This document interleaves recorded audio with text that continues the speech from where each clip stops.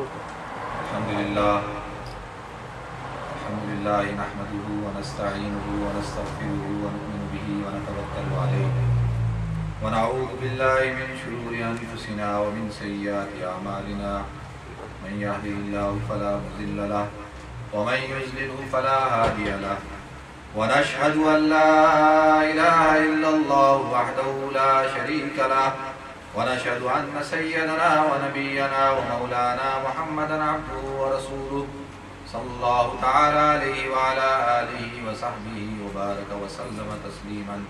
كثيرا كثيرا والحبيب الذي ترجى شفاعته لكل يوم من الأحوال مقتحمين يا ربي صل وسلم دائما أبدا مولاي صل وسلم دائما أبدا على حبيبك خير الخلق كلهم أما بعد فأعوذ بالله السميع العليم من الشيطان الرجيم بسم الله الرحمن الرحيم وما محمد إلا رسول قد خلت من قبله الرسل أفإن مات أو قتل انقلبتم على أعقابكم ومن ينقلب على عقبيه فلن يضر الله شيئا وسيجزي الله الشاكرين صدق الله العظيم قال النبي صلى الله عليه وسلم لا يؤمن أحدكم حتى أكون أحب إليه من والده وولده والناس أجمعين أو كما قال عليه الصلاة والسلام. سارے ساتھی جو ہیں سارے حضرات ایک دفعہ تشریف پڑھ لیں.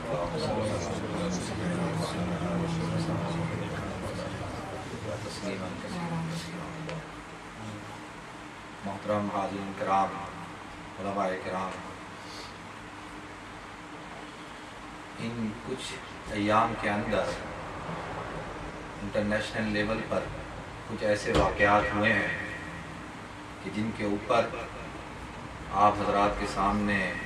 گفتگو کرنے کا مجھے حضرت مولانا سہیل بابا صاحب مدظل العالی دامت برکاتہ العالیہ نے حکم فرمایا،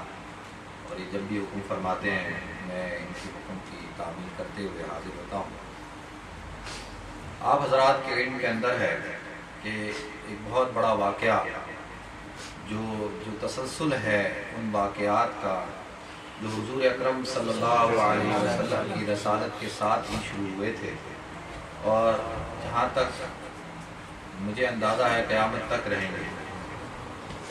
آپ حضرات کے علم میں ہے کہ فیس بک ایک ویب سائٹ ہے، اور اس طرح کی اور بھی ویب سائٹ ہیں. خاص طور پہ فیس بک پر جو ہے وہ حضور اکرم صلی اللہ علیہ وسلم کی شان میں گستاخی کی گئی، اور ایک مقابلہ کروایا گیا، اور جس پہ 84,000 لوگوں نے اپنے آپ کو رجسٹرڈ کیا. اس کے بعد ابھی ریسنٹلی ایک واقعہ ہوا، فریڈم فورٹیلا جو کاروان تھا اسرائیل غزہ جا رہا تھا فلسطین، اس کے اوپر اسرائیل کی دہشت گردی اور بربریت ہوئی. اور ایک اور واقعہ پاکستان کے اندر جو ایک دہشت گردی کی لہر چلی ہوئی ہے کہ اس کے اندر نہ کوئی مساجد محفوظ ہیں، نہ بازار محفوظ ہیں، نہ اسکول محفوظ ہیں، نہ GHQ محفوظ ہے، نہ کوئی پولیس اسٹیشن محفوظ ہے، کوئی جلوس محفوظ نہیں. تمام مکتبہ فکر، تمام مسالک کے لوگوں کے اوپر اٹیک کیا جا رہا ہے. وہیں پر پچھلے دنوں آپ نے دیکھا ہوگا کہ پچھلے جمعے کو جو ہے قائدیانیوں کی عبادت خانے کے اندر، جماعت خانے کے اندر اس میں اٹیک کیا گیا، اور 100 سے زیادہ لوگ جو ہے وہ جاں بحق ہو گئے، اور اتنے ہی جو ہے وہ زخمی ہو گئے. یہ 3 واقعات ہیں. مختصر وقت میں آپ حضرات کے سامنے ان تینوں واقعات پر مختصراً روشنی ڈالوں.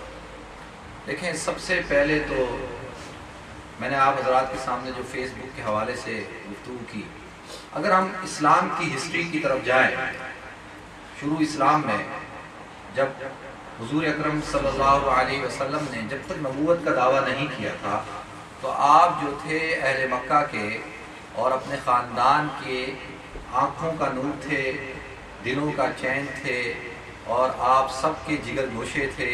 آپ سے ساروں کو محبت تھی، الفت تھی، آپ کو صادق کہا جاتا تھا، آپ کو امین کہا جاتا تھا، اور آپ سے یعنی والہانہ انداز سے جو عشق اور محبت کسی سے ہو سکتی ہے وہ حضور اکرم صلی اللہ علیہ وسلم۔ جیسے حضور اکرم صلی اللہ علیہ وسلم نبوت کا اعلان کرتے ہیں 40 سال کی عمر میں، آپ دیکھتے ہیں کہ حالات ایک دم تبدیل ہو جاتے ہیں۔ مکہ کے اندر جو سب سے ابو لہب جس کے بارے میں آتا ہے کہ جس نے حضور اکرم صلی اللہ علیہ وسلم کی ولادت کی خبر سنتے ہی اپنی لونڈی کو آزاد کر دیا، یعنی اتنا خوش ہوا حضور کی ولادت پر، وہ چچا، سگا چچا جس کا نام ابو لہب، اس کی کنیت ہے جس کا نام عبد العزیٰ تھا، یعنی وہ حضور اکرم صلی اللہ علیہ وسلم کا سب سے بڑا مخالف بن کر جو ہے وہ آپ کے سامنے کھڑا ہوتا ہے۔ ابو جہل جو حضور اکرم صلی اللہ علیہ وسلم کا سگا چچا ہے، وہ بھی آپ کا سب سے بڑا مخالف بن کر کھڑا ہو جاتا ہے۔ کعب بن اشرف اور جو ہے عاص بن وائل، یہ سارے، یہ تو میں چند نام بتا رہا ہوں جو لوگ یہ مشہور تھے حضور کی دشمنی کے اندر۔ حضور اکرم صلی اللہ علیہ وسلم نے جب صفا پہاڑ پر کھڑے ہوئے اور آپ نے جب اعلان کیا کہ میرے پہاڑ کے اس جانب جو ہے اگر میں کہوں کہ کوئی لشکر ہے جو تم پر حملہ کرنا چاہتا ہے تو تم اس کے بارے میں تمہاری کیا رائے ہوگی؟ سب نے کہا کہ نہیں، آپ سچے ہیں، ہم آپ کی بات پر یقین کریں گے۔ تو حضور اکرم صلی اللہ علیہ وسلم نے جنت اور جہنم کا تذکرہ کیا اور اس کے بعد کہا کہ لا الہ الا اللہ محمد رسول اللہ، کہ میں تمہیں توحید کی دعوت دیتا ہوں اور اس بات کی طرف بلاتا ہوں کہ میں اللہ کا رسول ہوں۔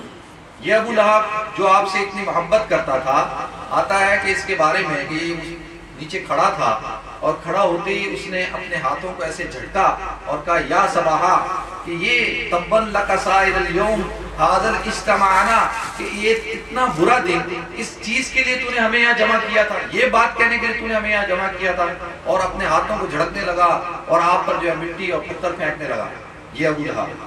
تو جس کے بارے میں اللہ رب العزت نے جو ہے تبت یدا ابی لہب، کہ اللہ رب العزت نے کہا یہ جو ہاتھ جھٹکتا ہے نا بار بار، یہ اور اتنا بدبخت شخص تھا کہ حضور اکرم صلی اللہ علیہ وسلم جہاں جاتے تھے توحید کی دعوت دینے کے لیے، رسالت کی دعوت دینے کے لیے، یہ پیچھے پیچھے جاتا تھا اور پیچھے جا کر جو ہے لوگوں کو ورغلاتا رہا، کہتا تھا یہ جھوٹا ہے، اور اس طرح سے جو ہے ان کو تنگ کرتا تھا۔ اور اس کی بیوی جو ہے وہ حضور اکرم صلی اللہ علیہ وسلم کے راستے میں جو ہے وہ کانٹے جو ہے وہ بچھایا کرتی تھی، اور وہ بھی جو ہے وہ سخت تکالیف دیا کرتی تھی، اور جو ہے وہ اس کے گلے کے اندر ایک قیمتی ہار تھا، اور وہ اکثر کہا کرتی تھی کہ میں حضور کی مخالفت کے اندر اس ہار کو بیچ کر جس سے جو پیسہ ملے گا وہ سارا کا سارا حضور کی مخالفت پہ خرچ کر دوں۔ تو یہ اس کی جو کہتے ہیں کہ جو حضور دشمنی تھی، حضور صلی اللہ علیہ وسلم سے جو دشمنی تھی اتنی زیادہ تھی، اور جب اس کو ڈرایا جاتا تھا تو یہ کہتا تھا کہ میں تو اتنا پیسے والا آدمی ہوں، اتنا مالدار آدمی ہوں، اگر محمد یہ بات کہتا ہے کہ جنت ہے جہنم ہے، اگر مجھے جہنم میں ڈال دیا ہی گیا تو میں جو ہے وہ میرے پاس اتنا پیسہ ہے وہ میں پیسہ دے کر جو ہے وہ اپنی جو ہے خلاصی پا لوں گا، جیسے عام طور پہ لوگوں کے ذہن میں ہوتا ہے کہ میں پیسے سے سب کچھ کر سکتے ہیں۔ تو میں آپ حضرات کے سامنے جو ابو لہب کی بات سنا رہا ہوں وہ یہ ہے کہ یہ پہلا شخص تھا، ابو لہب اور ابو جہل یہ پہلے شخص تھے جنہوں نے حضور اکرم صلی اللہ علیہ وسلم کی گستاخی کی تھی۔ یہ وہ پہلے لوگ تھے جو حضور کے چچا تھے، حضور کے انتہائی قریبی تھے، آپ سے محبت کرنے والے تھے، لیکن رسالت ملتے ہی سب سے زیادہ مخالفت ان لوگوں نے کی۔ اور اسی ابو لہب کے بارے میں اللہ رب العزت نے جب ارشاد فرمایا تبت یدا ابی لہب وتب ما اغنى عنه ماله وما کسب، کہ اس کے ہاتھ ٹوٹ جائیں، برباد ہو جائے، اور ما اغنى عنه ماله وما کسب، کہ اس کا مال جو ہے وہ اس کے کسی کام نہیں آئے گا۔ اور پھر اس کی بیوی کے بارے میں بھی اللہ نے فرمایا سیصلی نارا ذات لہب وامرأته حمالۃ الحطب فی جیدها حبل من مسد، کہ اللہ رب العزت نے